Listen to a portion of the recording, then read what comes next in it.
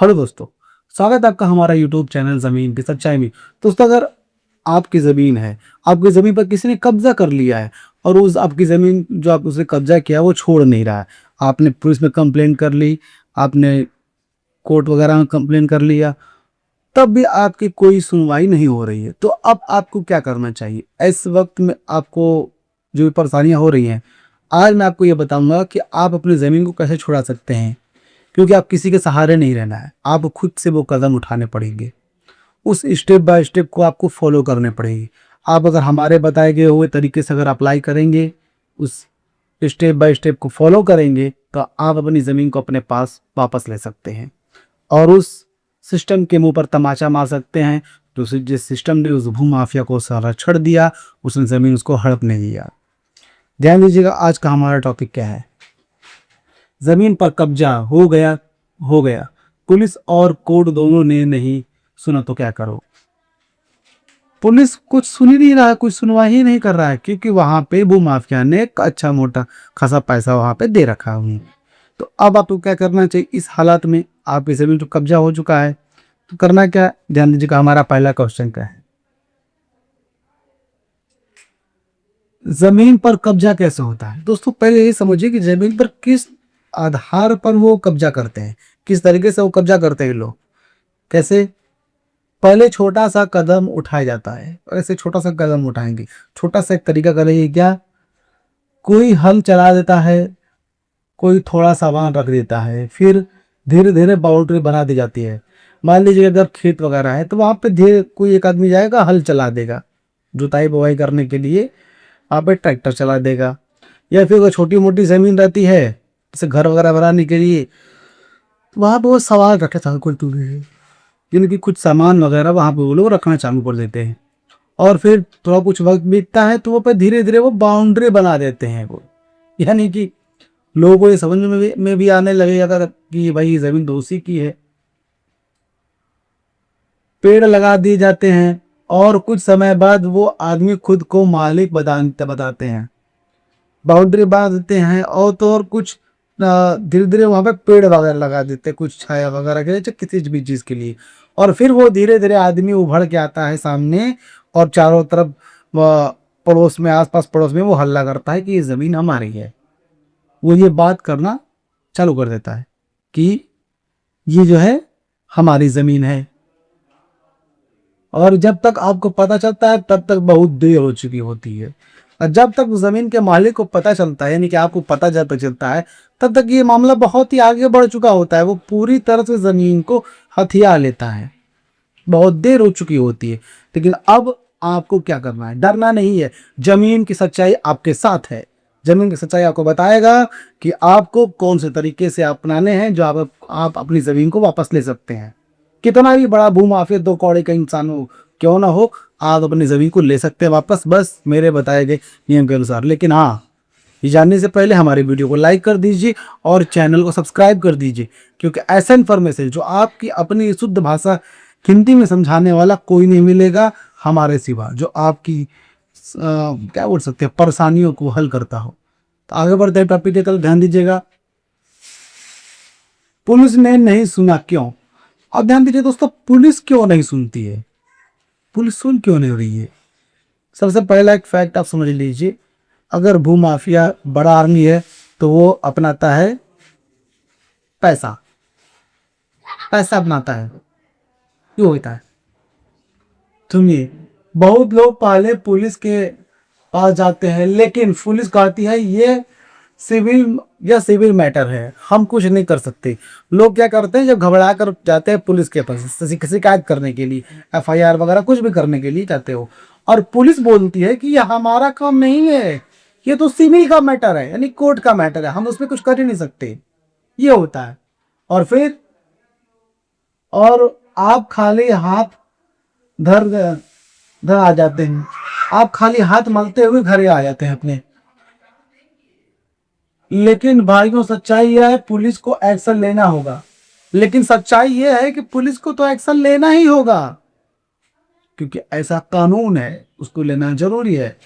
और अगर कब्जा हाल ही में हुआ है तो धारा 145 यानी 145 के तहत पुलिस तुरंत कार्रवाई कर सकती है।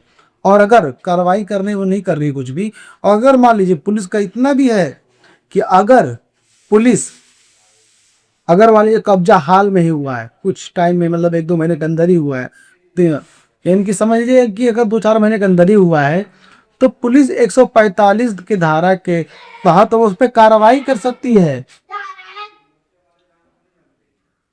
लेकिन यह बात पुलिस खुद नहीं बताती, लेकिन यह बात पुलिस खुद नहीं बताएगी।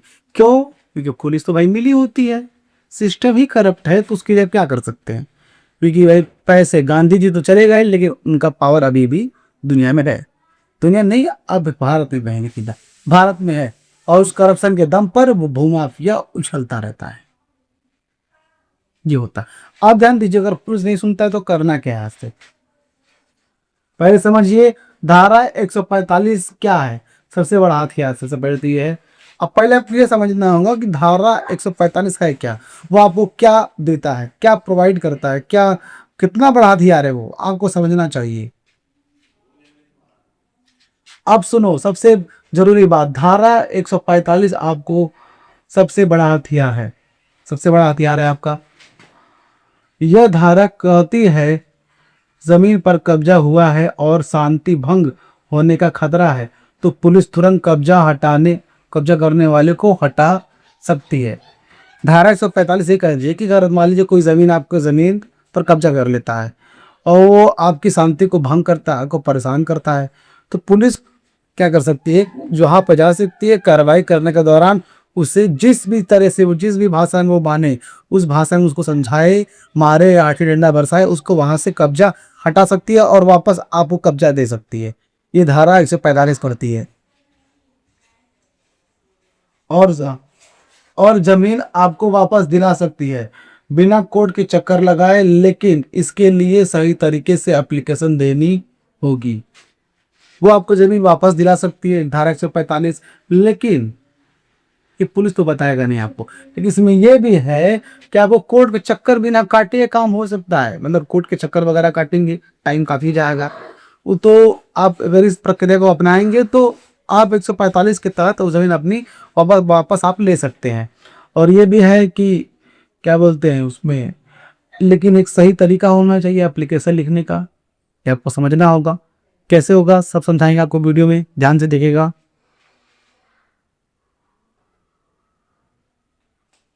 एसडीएम के पास जाओ, सबसे तेज तरीका। अब अगला तरीका क्या है? एसडीएम के पास जाने का, जो कि सबसे तेज और फास्ट तरीका है। क्या है भाइयों? अगर पुलिस नहीं सुन रही तो सीधे एसडीएम के पास जाओ। एसडीएम यानी सब डिविजनल मजिस्ट्रेट, या पुलिस से भी बड़ा अधिकारी होता है। एसडीएम के पास जाकर लिखित एप्लीकेशन दो। दोस्तों, अगर पुलिस नहीं सुन रहा है और आपको लगता है कि हम पुलिस से ऊपर या अधिकारी भी देना चाहेंगे तब हमारा काम हो जाएगा, तो आपको सीधा एसडीएम के पास जाना है। पुलिस से भी ऊपर अधिकारी होते हैं एसडीएम। पुलिस तो छोटी मोटी चीज़ है। आप एसडीएम के पास जाइए और एक लिखित में एप्लीकेशन दीजिए। जो भी शिकायत है आपको, आप लिखित भी दीजिए। कभी वर्बली मत बोलिए, मतलब मुंह से आपको नहीं बोलना है। जो भी परेशानी, जो भी शिकायत है, आपको देना होगा सिर्फ और सिर्फ लिखित तरीके से। एप्लीकेशन में लिखो कब कब्जा हुआ है, किसने क्या किया, किसने क्या किया, सबूत है। एसडीएम को 30 दिन के में एक्शन लेना होगा। और आप एप्लीकेशन में सारी चीजें, आप बातें बताइए, किसने कब्जा किया है, कब किया है, कितना किया है, कब से किया है, सब बताइए। एसडीएम 30 दिन के अंदर एक्शन लेगा। 30 दिन के अंदर एक्शन लेके आपकी जमीन को दिला सकता है। और अगर नहीं लिया तो डीएम के पास जाओ। भाइयों, सबूत के बिना कोई, और अगर एसडीएम जो है कार्रवाई नहीं करता है, कोई एक्शन नहीं लेता, तो सीधा अब आपको डीएम के पास जाना होगा। क्योंकि देखिए एक सीढ़ी होती है। आप बहुत लोग ये भी सोचेंगे कि सीधा डायरेक्ट जो है डीएम के पास क्यों नहीं चले जाते हैं। एक सीढ़ी होती है जो आपको नीचे से ही स्टार्ट करना होगा, तभी हम ऊपर जा पाएंगे, छत पे, टेरिस पे, तभी आप जा पाएंगे। तो एक नया जो एक तरीका है, स्टेप बाय स्टेप रूल है। पुलिस के बाद एसडीएम जाने का, एसडीएम के बाद जो है वो डीएम के पास जाने का।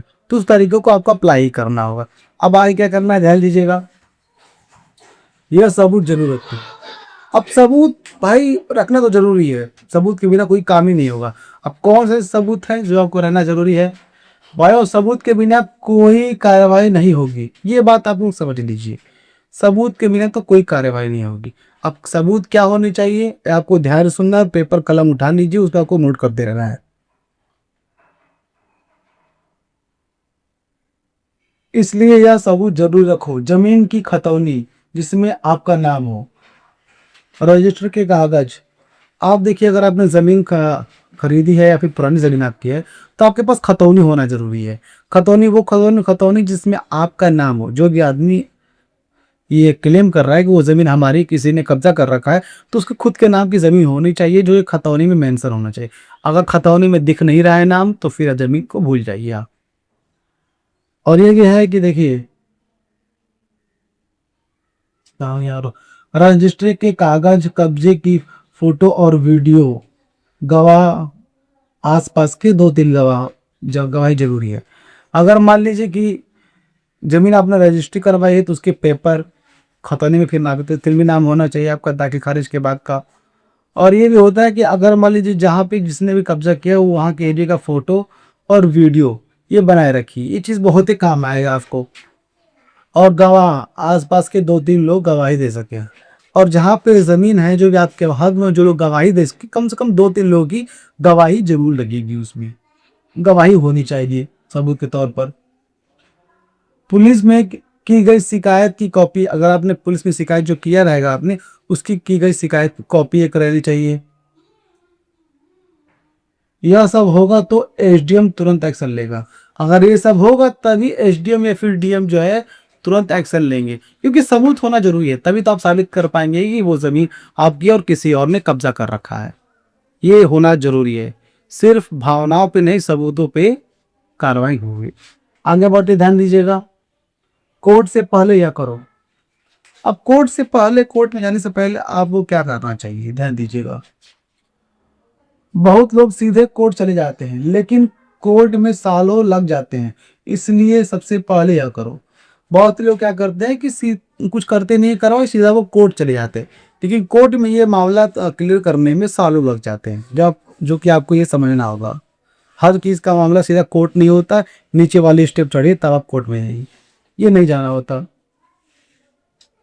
और पुलिस में धारा 145 की एप्लीकेशन। अब आपको कौन कौन से तरीके हैं जो कोर्ट में जाने से पहले करने हैं। पुलिस में धारा 145 की एप्लीकेशन देनी होगी, जो कि जरूरी है। एसडीएम को लिखित शिकायत, एसडीएम को लिखित शिकायत करनी चाहिए आपको। डीएम को एप्लीकेशन। चौथा, सीएम हेल्पलाइन नंबर। अगर किसी पर बात नहीं चलता है तो सीएम हेल्पलाइन नंबर पे कॉल कीजिए, 1076। इस पर कॉल करके सारी परेशानी बताइए, किसने कब्जा किया है, ये वो सारी चीजें बताइए आप। या फिर सीएम हेल्पलाइन नंबर के अलावा सीएम का अपना पोर्टल भी है, वेबसाइट भी है, जिसे जन सुनवाई के नाम से हम लोग जानते हैं। हर स्टेट का अपना अपना है, लेकिन जन सुनवाई के नाम से ही होता है। वहां पर भी अपने आप लिखित शिकायत कर सकते हैं। तब भी नहीं हुआ तो कोर्ट जाओ। अगर इन सभी चीजों से कुछ काम नहीं होता, तब आप कोर्ट जाइए, तब आपको जाना चाहिए। लेकिन इन स्टेप से 90% मामलों में कोर्ट जाने से की जरूरत नहीं पड़ती। लेकिन अगर मान लीजिए इस स्टेप को अगर आप अपनाते हैं, तो आपको 90% से ज्यादा लोगों को कोर्ट जाने की जरूरत नहीं पड़ती है। बहुत ही कम ऐसे लोग हैं जो पेचीदा वाला बहुत ज्यादा मामला रहता है, बहुत सालों पुराना अगर मामला रहता है, तो कोर्ट में जाने की जरूरत होती है, वरना नहीं जानी पड़ेगी आपको। अब ध्यान दीजिएगा, अब आपको करना क्या है। सबसे बड़ी गलती जो आप लोग अपनाते हैं, जो आप लोग करते रहते हैं, जिसकी वजह से सबसे ज्यादा दिक्कत हो जाती है, क्या है जो कि आपको समझना चाहिए और उस गलती को नहीं दोहराना है आपको। क्या? कब्जा होते देखते रहते हैं, तुरंत एक्शन नहीं लेते। लोग वहां पे जहाँ पे कब्जा होता रहता है उनकी जमीन को, उनको सारी चीजें पता होती है कि हमारी जमीन पर कोई कब्जा कर रहा है, या फिर वहां पे खड़े होकर वो तमाशा देखते हैं, बोलते हैं, हम नहीं जाएंगे, वो मारने लगेंगे। आपको जाना नहीं है, सीधा पुलिस को कॉल कीजिए, पुलिस आके सारे मामले सल्टा लेगी, मौके पर खड़ा हो जाएगा।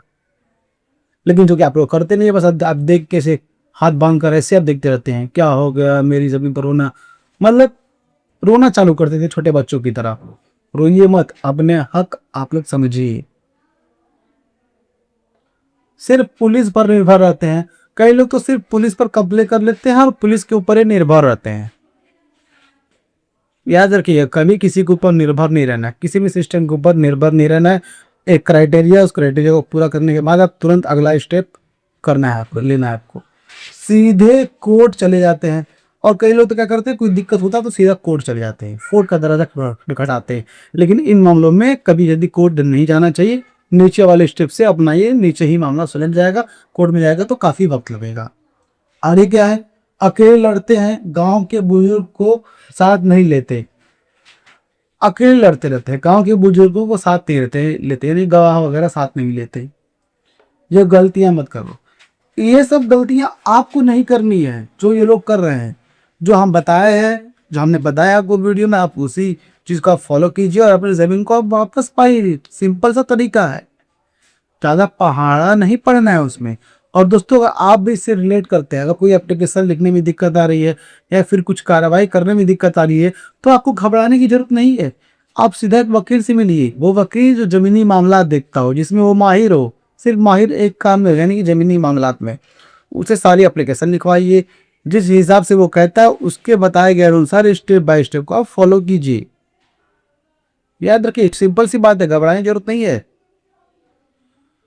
दोस्तों, आपको ये वीडियो कैसा लगा? अगर आपको ये वीडियो अच्छा लगा तो वीडियो को लाइक कीजिए, चैनल को सब्सक्राइब कीजिए और इस वीडियो को ज़्यादा से ज़्यादा लोगों तक शेयर कीजिए, ताकि सभी लोग यह बातें पता चल सके कि ज़मीन पर अगर कोई कब्जा कर लेता है, अगर कोर्ट नहीं सुनता, पुलिस नहीं सुनती, तो आप अपनी ज़मीन को छुड़वा सकते हैं। यह आपको जानना जरूरी है, सभी लोग यह बातें पता होनी जरूरी है। तो फिर मिलेंगे दोस्तों किसी नए वीडियो में, किसी नए टॉपिक की तरफ। तब तक हमें दीजिए इजाजत। जय हिंद दोस्तों।